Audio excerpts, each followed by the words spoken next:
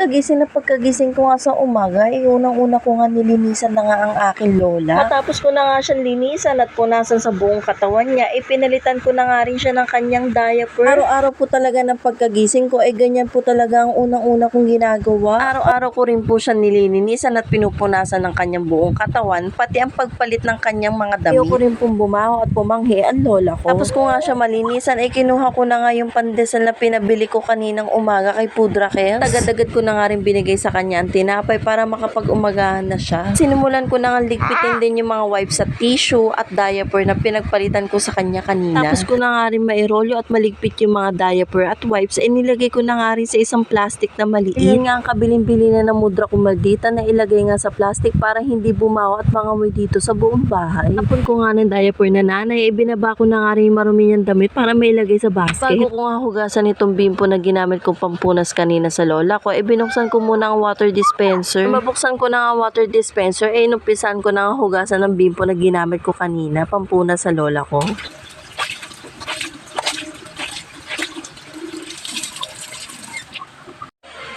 Minute na nga ang tubig sa water dispenser, kinuha ko na nga ang baso ng nanay na makapag-umpisa na nga magtimpla. Ang araw kasi ay nag-request nga siya ng kape at paminsan-minsan nga ibinibigyan ko naman siya ng ganito at wag lang aaraw-arawin dahil nakakasama rin. Timpla nga ng kape niya, 2 tablespoon lang ng 3-in-1 ang ginagamit ko. Lahati lang ng tubig dahil hindi ko pinupuno at hindi niya rin naman nauubos. Palagyan ko na nga ng coffee powder, sinimulan ko na nga lamasin itong baho na natira namin kagabi. Nagre-request din ng daddy Ethan na magsangag nga daw ako at initing ko nga yung ulam namin kagabi na ginisang munggo. Agad-agad ko na kinuha ang munggo na mailagay na nga sa kalan at masimulan ng initin.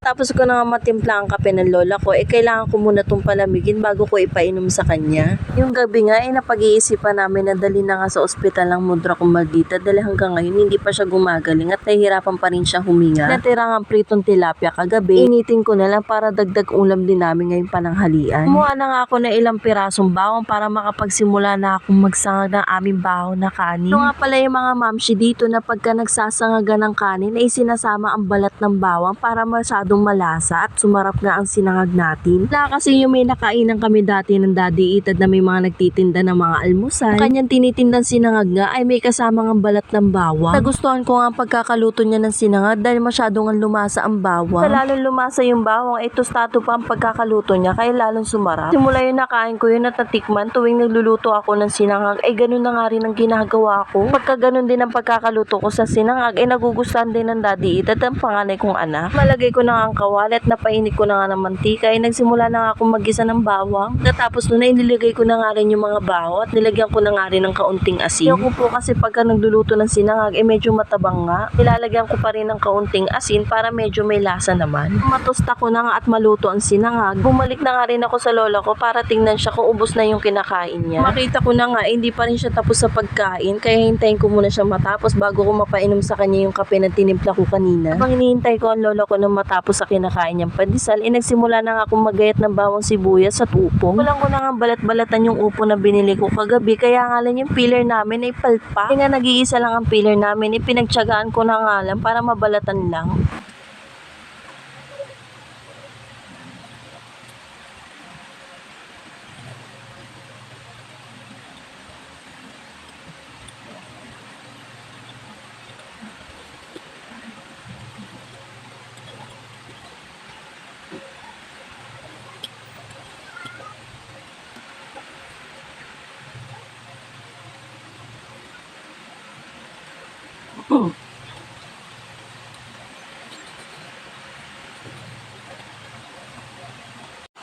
Tapos ko nang balatan at maasar nga sa buwisit na filler na yan, simulan ko na nga tanggalin ang mga buto ng upo. Sinimulan ko na nga hiwain yung upo ng paisa-isa na maliliit.